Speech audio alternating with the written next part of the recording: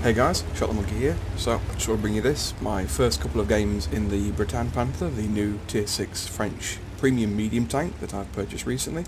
I had a reasonable game in it, especially the first one, a second class mastery badge, and the second game will be a third class mastery badge, and you've got both coming up here. And I thought for the first time I'd try and give you guys some post commentary on this video, just so you guys know what it is that I'm thinking, or what it is that I'm planning on doing in these games, because I realise just watching the gameplay sometimes what I do might not be entirely obvious. So yeah, we'll see how this goes. So we are top tier in this game on Airfield, which is a pretty nice map, one of my favourites, and being top tier when there's very few heavy tanks around at tier 6 is always pretty nice. You'll notice that this game has one artillery aside at tier 6, so right from the start I'm going to try and make the most of that by trying to keep tanks spotted on the hill in the middle so our artillery can put shots into them. ELC's finished off very quickly, so there's no real risk of us being scouted and constantly being harassed by a light tank on the BC line of the map.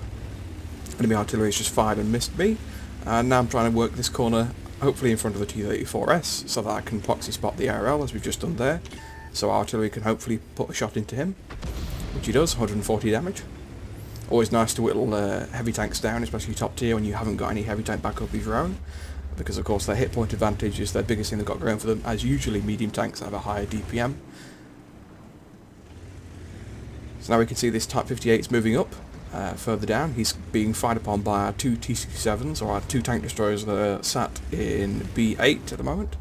So I'm looking to move down and see if I can put some shots into him, since he's going to expose himself to get fire. And there we go, there's one into him. We're looking for a second, but he's backed off.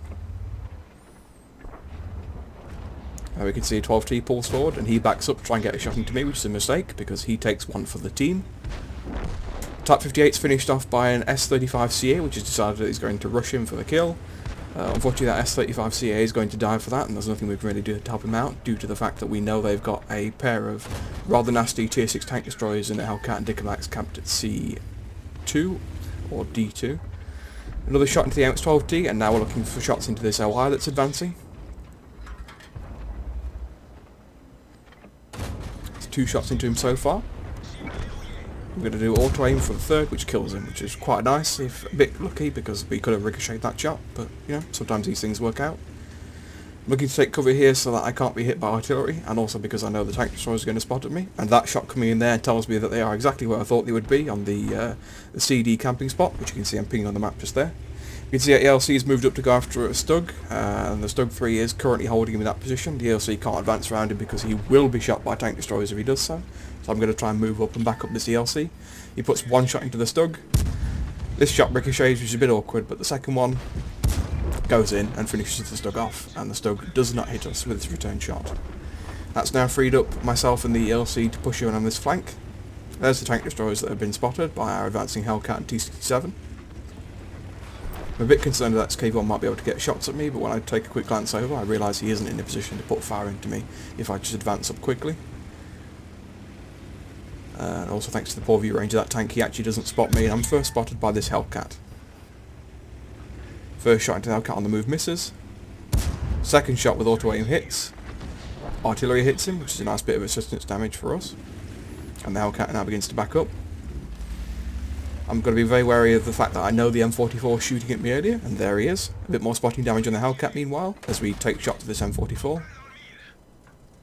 Using auto aim here, and I probably should be aiming these shots manually, but the gun isn't brilliantly accurate, so these things do happen sometimes.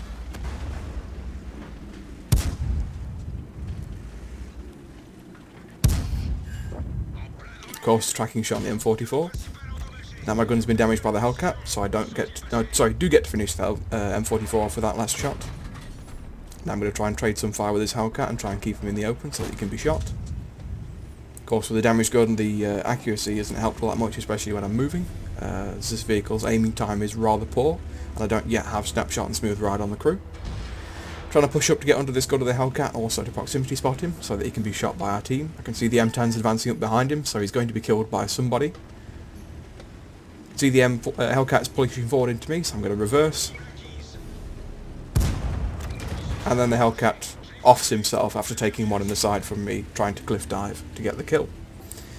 This is where the Hellcat finish. We're now going to push up on their base. We can see they've got the KV-1 left, and there's a platoon of 2 T-67s, which were last spotted at the southern end of the map on this side. I'm already assuming that they've probably made a beeline to try and get to our base or to our artillery to try and get an easy kill off at the end of this game, because this game is going to come to a close. M44 kills the KV-1 with a blind fire shot, which is rather nice. So the KV-1's now gone, so we know it's just the T-67s left.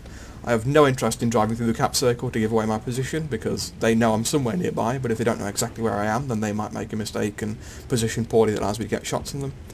Artillery spots one of the T-67s, which is closing in on him, so I'm going to try and make a rush for this middle hill position, which puts me in a position to actually shoot both T-67s if the artillery stays in that area, as they'll both be in render range. And then of course advancing down from that hill in towards our patch circle puts them in view range as well. You see, the Bretagne Panther isn't the fastest going up slopes. It is quite a heavy medium tank. It is around 50 tons in weight as far as I recall. So we do slow down quite a bit here. Artillery is doing a very good job of avoiding being shot by the T-67s, and both of them are there. We'll spot the second one in a moment. And there it is.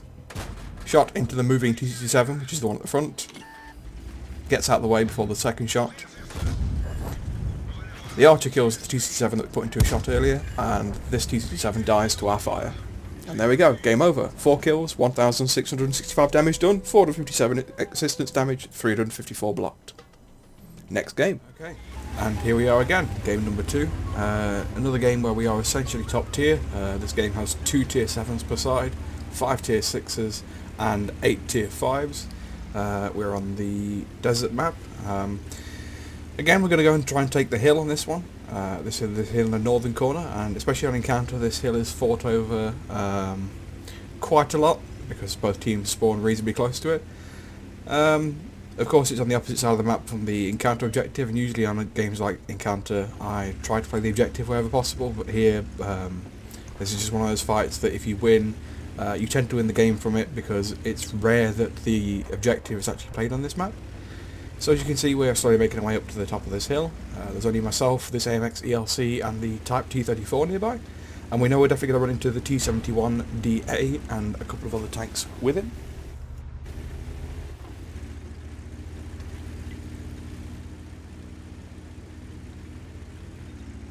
So we're just making our way up into position on this corner. I'm just going to sit behind the AMX ELC because I'm curious if he's trying to aim for a shot with his gun or if he's just waiting to see if he can spot anything else. And then eventually I just move up, spot this T-34, try and take a shot at him, bit of a miss aim on that one. The second shot goes in, and we're not going to reload in time for a third before he pulls back. Cheeto's also moving up on the ridgeline opposite as well. The shot hits him but ricochets. Cheeto's shot damages our tracks. You can see the ELC in front of us, he's aiming for us at the moment. So I've got him set as auto aim, just so I can snap shots off like that, and we get a nice hit on the ELC. His shot misses. Unfortunately, our second shot bounces. The T-34 has moved up to take a shot at me again, so I'm going to put one into him. I can see he's rushing forward, so I'm going to try and get a second into him, but auto-aim isn't brilliant, and also he drops below our angle of gun depression. Cheeto's still in that position opposite us, so we're going to try and take a couple of shots at him. Unfortunately, our shot misses, and he gets to penetrate us with his first shot. Now trying to side scrape off this position to see if I can get a better angle there. ELC comes back. First shot misses. Trying to sit still and aim for a second, but the ELC is backed off. Trying to see if I can find the top of his tank there, but I can't quite see it. Our ELC dies. We've got a T-34 that's just been finished off the enemy team. The T-71 is still in that corner, and we've still got an AMX ELC on the far side of us, and the Cheeto is still present. Going to try and side scrape here and get a shot on the Cheeto. He pens us with one, and our shot completely misses. Miles.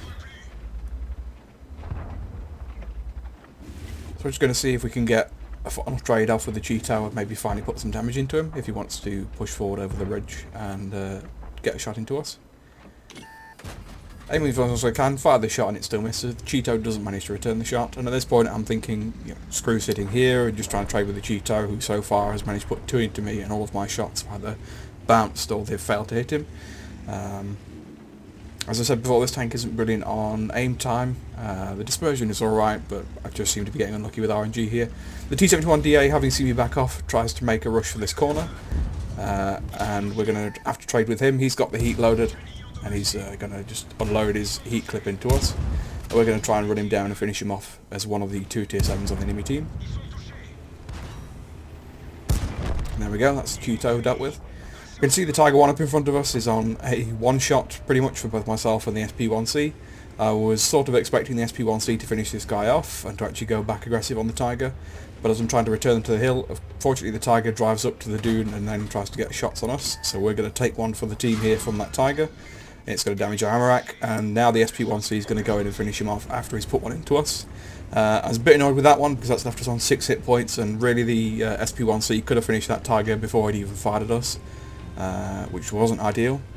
So we've now got to deal with an AMX ELC and a Cheeto, which is all that's left on their team, and they are both on this side of the map with us, so I'm fully expecting to die here, depending on who I run into first. And pushing up onto this position, we get the Cheeto. One shot into the Cheeto, he misses his shot. A second shot into the Cheeto, and a nice ram there. We dealt 247 ramming damage, and only, of course, received 6 hit points, because that's all we had left. That's a pretty nice trade to finish off at least our part in this battle. The team does go on to win this game. They do destroy both the remaining tanks that are left. So yeah, we'll move on to the post-game stats. Okay, so for the first game that was on airfield, we can see that we got a second class mastery badge and a high caliber. We got a 100,000, just over 100,000 credits profit from the game and from completing a mission, as you can see in the scoreboard there. With the bonus supply, we got 9,519 experience, and we also got a bond.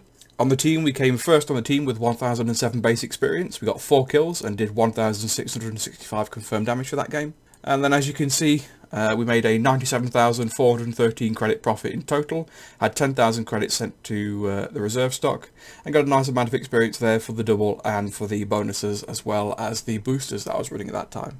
For the second game, you can see there we got a third class mastery badge for this one. After the bonus experience was applied, we got 16,946 experience, and we had 44,268 credits in takings. Here we didn't do that well. Third place on the team for experience with 790, losing that to both our tier 7s, and we did 1,458 damage, which I think for a game like that is still pretty respectable. Of course, we aren't top tier technically, so it was a tier 7 game, but a nice amount of damage for this tank, most certainly. And then, as you can see, post-game we made 32,000 credits just over in terms of profit, and we got 4,427 sent to the reserve stock, excuse me. And then you can see we got a nice amount of experience there, again from the boosters, from the manageable bonus to experience as well, and also with this being a premium vehicle. So I hope you guys have enjoyed these 2 games. These are the first 2 games that I've played in this tank since I purchased it, and I know I'm going to enjoy this vehicle because I've got the Poodle already, and I know I've enjoyed the VK3002 in the German tech tree.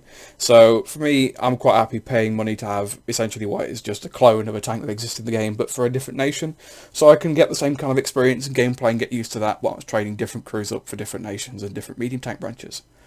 But yeah, as usual guys, thank you very much for watching. I hope you enjoyed this video, and I will see you all next time.